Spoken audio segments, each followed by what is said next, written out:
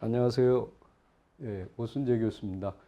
오늘은 중국에서 불교가 한국으로 들어오는 과정에 대해서 설명을 드리도록 하겠습니다. 맨 처음에 이 불도징이라는 사람에 대해서 이제 설명을 하겠습니다. 이 후조 시대, 그러니까 후조라는 거는 여러분들이 5호 16국 시대라고 그 북방에 이제 중국인들은 오랑캐라고 부르죠. 이제 그 5개의 종족이 이렇게 북중국을 쳐들어와서 북중국을 완전히 장악해갖고 여러 개의 나라를 16국이라고 돼 있는데 16보다 더 많죠. 이거를 이제 했을 때 이 북방 민족들의 특징이 뭐냐면 불교를 굉장히 숭상했어요. 그래서 이제 이 당시에 그 들어온 인도에서 들어온 그 불교 그거를 이제 어떻게 전파해 나가는가 그 과정을 이제 설명을 해드리려고 합니다. 근데 여기에 보면은 이 불도징이라는 승려가 이제 그 제자를 키웠어요. 그 제자 중에 두 사람이 중요한데 하나는 축법화, 하나는 도안이라는 사람이에요. 근데 그 중에서 이 축법화라는 사람은 어떤 사람이냐면은 이 불교의 개념을 일반인들한테 설명을 하는데 잘 못 알아듣는 거예요. 예를 들어서 뭐냐면 공이라는 개념입니다. 공. 예. 이 공 개념을 설명을 하다 보니까 어렵단 말이에요. 왜? 중국에는 공이라는 개념이 없잖아요. 그래서 어떻게 하냐면 노자의 도덕경에 나오는 무라는 개념을 가지고서 이 불교의 공이라는 거를 푸는 거예요. 그걸 뭐라 그러냐면 격의 불교라고 해요. 격의 불교. 예. 이게 중국 불교의 굉장히 중요한 특징이죠. 예. 그러다 보니까 이게 똑같은 걸 갖고 풀어서 해야 되는데 이 빗대 갖고 풀다 보니까 많은 이론들이 이상한 논리가 막 튀어나오겠죠. 예. 그랬는데 이 도안이라는 사람은 그건 말이 안 된다. 왜? 개념이 틀린데 왜 그걸 빗대 놓고 하냐? 원래 사상대로 그대로 하자. 이렇게 이제 틀리게 이제 생각을 한 거죠. 그래서 이 도안이라는 사람은 처음부터 그 불교를 노장 사상으로 푸는 거에 대해서 굉장히 싫어했어요. 그래서 이제 요 도안은 전진이라는 나라의 그 왕 부견이라는 사람의 후원을 받아서 장안에 가서 이제 경전을 연구했습니다. 근데 이 아까 보면은 이 축법화가 이러한 격의불교를 쓴 다음부터 이 제자들이 이렇게 쪼르륵 나와요. 그래서 계속 되는데 가장 중요한 사람이 누구냐면 구마라집이라는 사람이에요. 이 사람은 인도의 학생인데 원래는 인도 사람이 아닙니다. 쿠차예요. 쿠차. 실크로드. 그러다 보니까 그 쿠차의 왕자인데 그 엄마가 막내예요. 그래서 이제 인도로 유학을 보냈어요.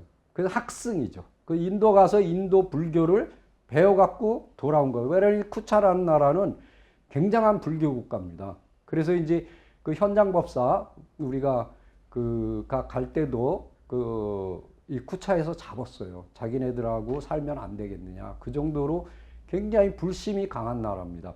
근데 이 구마라집이 돌아와갖고 있었는데 나중에 이 나라가 중국한테 먹혀요.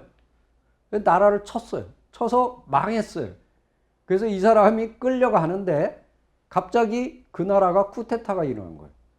그래갖고 들어가지도 못하고 그 장군이 그러니까 이제 밖에서 그 실크로드 쪽에서 있겠죠. 못 들어가고 임금이 나라가 바뀌었으니까. 그래갖고 이제 할 수 없이 뭐 장기나 두고 이러면서 이 쿠마라집하고 이제 친해졌어요. 그러다 보니까 이 쿠마라집이 뭘 배우겠냐? 중국말을 배운 거예요. 그러니까 이 사람은 쿠차 사람이니까 그 지역 말도 하고 인도 가서 산스크리트 했겠죠. 그리고 중국말도 하는 거예요. 3개국어를 하는 거죠. 그러다 보니까 이 후진이라는 나라, 그러니까 그 나라 이제 쿠데타가 이제 그 안정이 됐어요. 그래서 후진이라는 나라가 이제 생겼는데 이 유흥이라는 임금이 이 사람을 불러들여서 경전을 번역하게 했습니다. 그래서 이제 이 사람이 비로소 왜냐하면 이 사람은 인도 불교의 정통한 학자니까 그래서 그거를 그대로 번역을 한 거예요.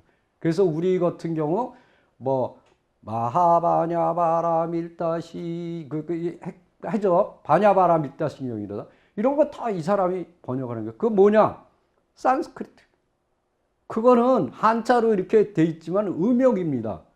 우리 아제 바라아제 바라상아제 뭐 이런 거 수리수리 마수리 수수리 사바하 뭐 이런 거는 다 인도음이에요.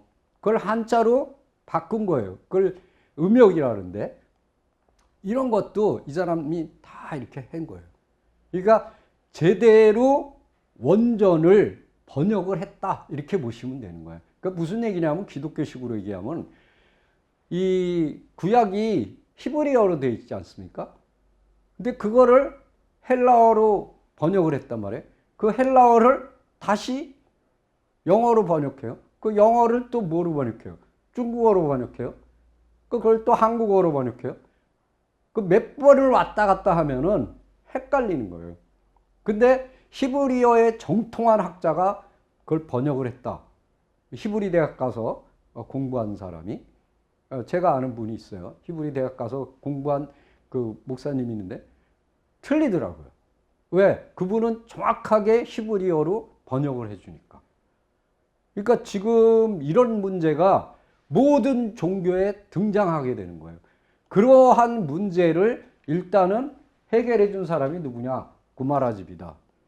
그래서 이 쿠차를 제가 가보니까 그 키질석굴 그 굴 앞에 이 구마라집이 그 생각하는 로댕에 생각하는 사람처럼 이러고 있더라고요.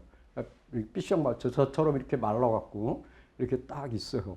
정말 대단한 분입니다. 예, 중국 불교를 완전히 업그레이드 시켰다라고 생각을 하시면 됩니다.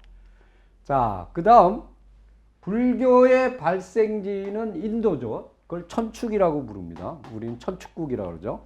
그리고 여기를 가고 싶어요. 기독교인이면 어디 가고 싶겠어요?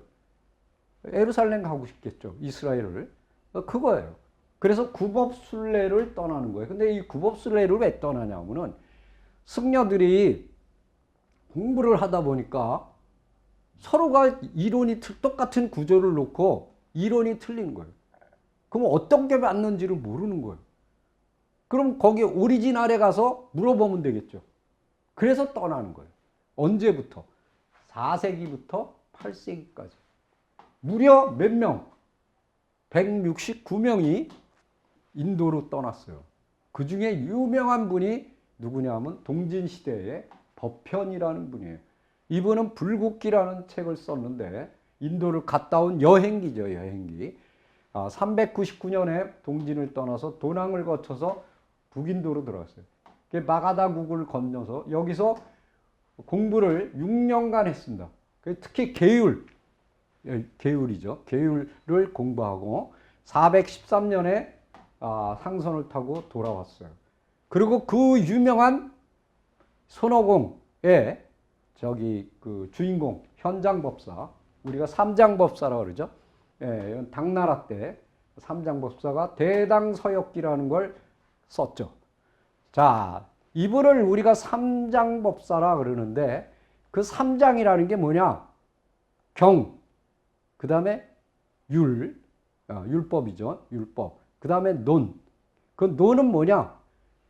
경이라든가 경전은 이제 부처님 말씀이죠. 그 다음에 계율. 이 두 가지에 대해서 대학승들이 높은 그 어느 경지에 이르는 분들이 그걸 이렇게 풀어준 거예요. 주석. 우리가 논어도 보면 주석이 있어요. 왜? 공자님 말씀이 어려우니까. 거기다 이렇게 주석에다 또 주석을 달아요. 그래서 불경에도 어떤 게 있냐면 경이 있고 그 다음에 거기에 주석을 단 걸 논이라 그럽니다. 그 논에다가 또 주석을 단 걸 소라 그래요. 그 소 중에서 굉장히 유명한 소가 있습니다. 그게 누구냐? 원효대사가 지은 대승기실론소라는 게 있어요. 그건 경전은 아닙니다. 논은 경전에 들어가요. 대승불교에서는. 예. 근데 거기에다가 이 주석을 다루는데 기가 막히게 잘 다룬 거예요. 그래서 굉장히 뛰어난 승려였다는 걸 정말 일본에서는 뭐 그분을 거의 보살의 경지까지 이렇게 이르는 분으로 이렇게 추앙을 합니다. 그래서 대단한 분이죠. 자, 근데 이분은 629년에 장안성을 떠났는데 어디를 갔느냐? 나란다 대학이라는 불교의 최대 대학이 있습니다. 그 대학에 가서 5년간 공부를 하고 그리고 645년에 장안성으로 당나라 장안성으로 돌아왔어요. 17년간 130개국을 돌아다녔습니다. 그게 이제 요때 당시에 같이 간 제자들 그 중에서 그 원숭이 같이 생겼다 그래서 그게 손오공입니다. 예, 그게 바로 이 삼장법서예요. 현장이죠. 자, 그 다음에 당나라 때 의정이라는 스님은 두 가지 책을 썼어요. 남해 기기전, 대당서역 구법 고승전. 근데 이분은 그 나란다 대학, 아까 설명드렸죠. 인도에 있는 세계 최대의 대학, 세계 최고의 대학. 거기서 이 대승, 이거 소승인데 여기 빠졌습니다.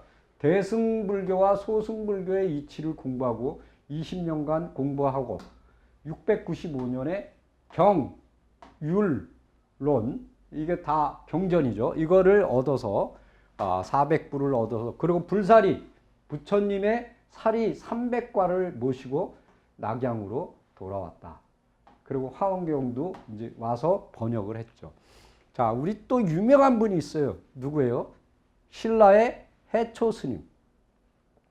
신라분으로 중국으로 당나라로 건너가 719년에 돌아가서 누구를 만나냐? 인도의 승려인 금강지라는 분을 모시고 공부를 했어요. 근데 그분이 똑똑했나 봐요. 굉장히 뛰어난 분이니까 그러지 말고 인도를 가라. 그래서 그 권유로 배를 타고 광저우에서 배를 타고 지금 제일 남쪽이죠. 그래서 바닷길로 인도로 건너가서 5개의 나라를 돌아봤어요. 그래서 왕, 오, 천축, 국전, 이게 뭐냐? 오라는 건 5개, 천축국, 5개의 천축국을 갔다 온 것을 쓴 것, 그런 뜻이에요.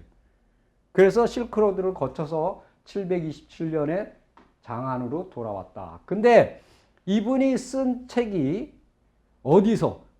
도낭의 천불동 석굴에서 발견이 됐어요. 왜냐하면 프랑스의 그 탐험가 벨리오라는 사람이 거기에 이제 왕이라는 그 스님이 있는데 이분을 살살 꼬드긴 거예요. 여기 뭐 귀한 게 있느냐.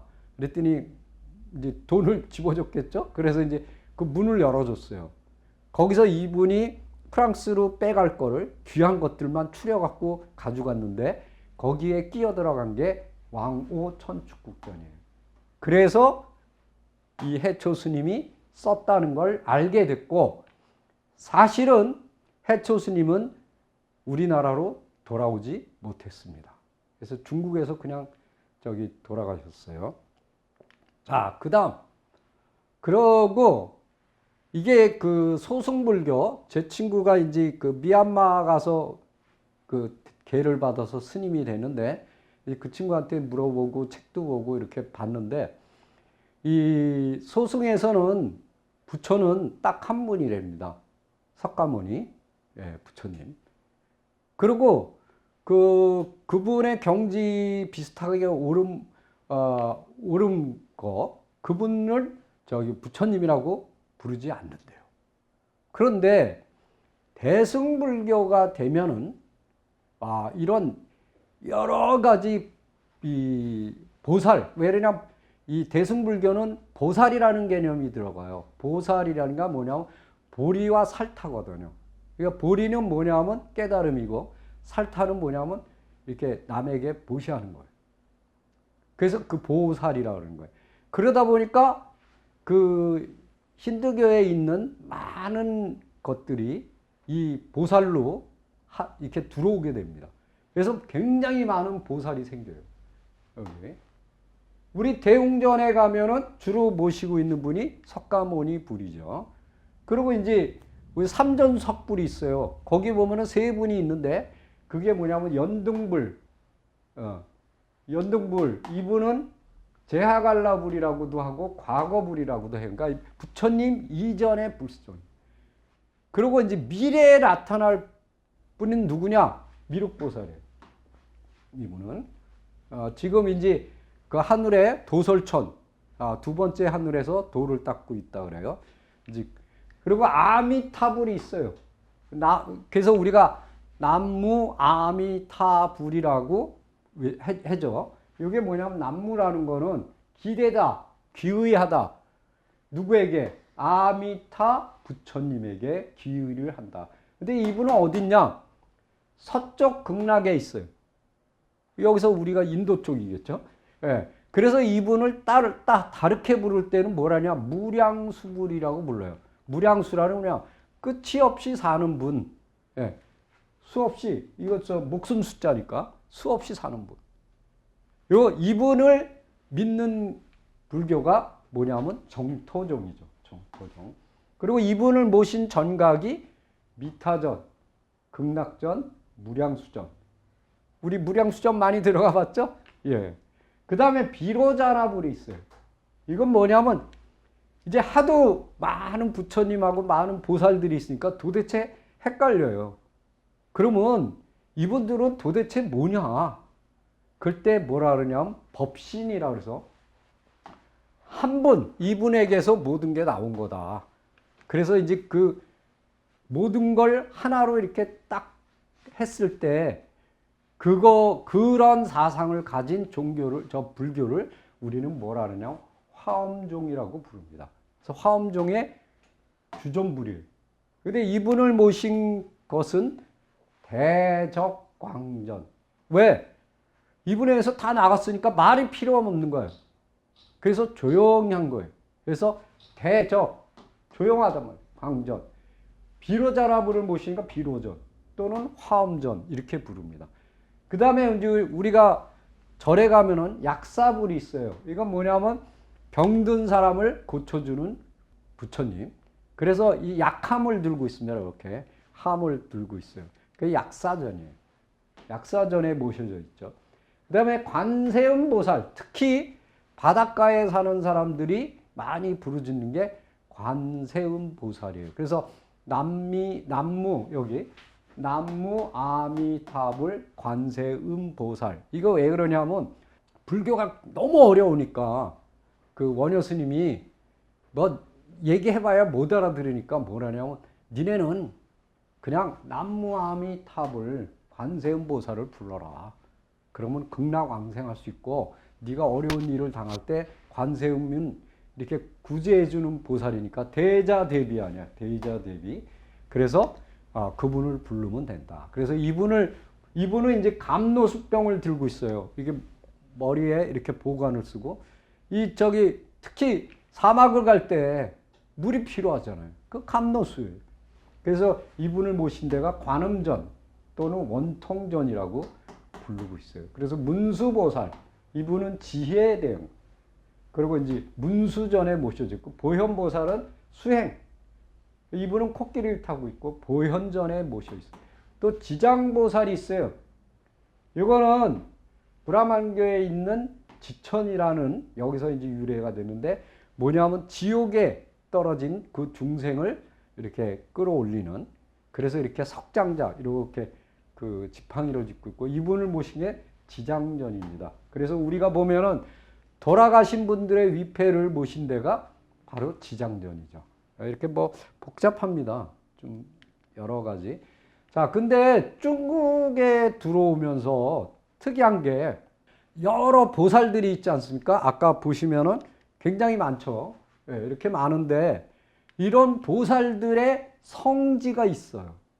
그래서 뭐냐면 보현보살은 성지가 어디냐면 사천성의 아미산입니다. 여기는 원래 도교의 성지였죠. 그리고 문수보살의 성지는 어디냐? 산서성의 오대산입니다. 그 다음에 이 지장보살의 성지는 안희성의 구화산이에요. 여기가 굉장히 중요합니다. 우리한테. 왜? 신라 성동왕의 장남이었던 김교각 스님이 여기 가서 수행을 하다가 돌아가셨어요. 입적을 하셨죠. 그랬는데 제자들한테 뭐냐면 나를 항아리에 넣어서 3년이 지난 후에 꺼내봐라. 그러면은 그대로 있으면은 이제 있는지 꺼내봐라. 그랬더니 꺼내봤는데 안 썩고 그대로 있는 거예요. 그래서 거기다가 금을 입혀서 거기다 모셨어요. 그래서 이분이거든요. 지금 이 지장보살은 금을 바른 겁니다. 육신에다 그대로 금을 발랐어요. 근데 거기에 이분처럼 그런 분들이 이렇게 줄줄이 있어요. 거의 9구 정도가 있는데 이분을 우리 쪽에서 모시려고 그랬어요. 안 해줘요. 왜 안 해주냐? 자기는 성인이잖아요, 성인. 지장보살인데. 제일 꼭대기에 모셔져 있거든요. 다른 분들은 이렇게 모시고 가라 그래서 이제 와서 많이 했어요. 근데 뭐 얼마 전에 들어온다 그랬었는데 들어왔는지 잘 모르는데 하여튼 그런 대단한 분이에요. 그리고 심지어는 그 신라의 김각이라는 분은 도교를 이렇게 도를 닦은 분인데 그분은 사람들한테 뭐냐 내가 몇 월 며칠 몇 시에 승천하겠다. 그래갖고 황제한테 그 얘기가 들어갔어요. 보는 데서 승천했어요. 예. 그러니까 그 정도로 도가 굉장히 높았다라고. 그러니까 우리가 신라의 그 유명한 도인들 중에서 최고가 누구냐? 바로 이 김교각 스님하고 김각이 이 두 분. 그러고서 이제 또 유명한 사람이 누구예요? 최치원이죠.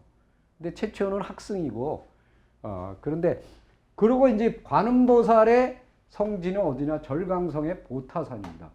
여기는 뭐냐면 신라초라는 신라의 배가 가다가 탁 걸렸어요. 그래서 오대산에서 가져오던 불상을 거기다 모신 거예요. 관음상을. 그래서 거기를 뭐냐면 붉은 거 관음원이라고 불러요. 근데 여기에 뭐가 있냐? 관음굴이라는 굴이 있어요. 보타도에. 그래서 요게 뭐랑 똑같으냐면은 지금 의상대에 있는 거기하고 똑같습니다. 그래서 아주 정말 흡사해요. 그리고 이제 요 북방유목 민족들의 하고 불교 56국지대 이 후조는 아까 설명드렸죠. 불도징. 그 다음에 제자가 축법화 도안이라고. 강족 요게 5호잖아요. 5개. 후진 구마라집. 선비적인 부기는 대동의 운강석굴, 낙양의 용문석굴 유명하죠. 도낭석굴하고 거란적인 요나라는 불교가 굉장히 그 불탑이 많아요. 벽돌로 쌓은 백탑. 우리 저 심양에도 있고 그렇죠. 몽골족의 원나라하고 만주족의 청나라는 티베트 불교가 국교였어요. 그리고 심지어는 달라이 라마 중에 하나가 몽골에서 태어났어요. 이 정도로 불교가 굉장히 성행했다라는 걸 알 수가 있는데, 근데 우리는 이제 불교가 성행했지만은 이 중국은 도교가 성행했습니다. 그래서 지금도 도교가 굉장히 세요. 중국은.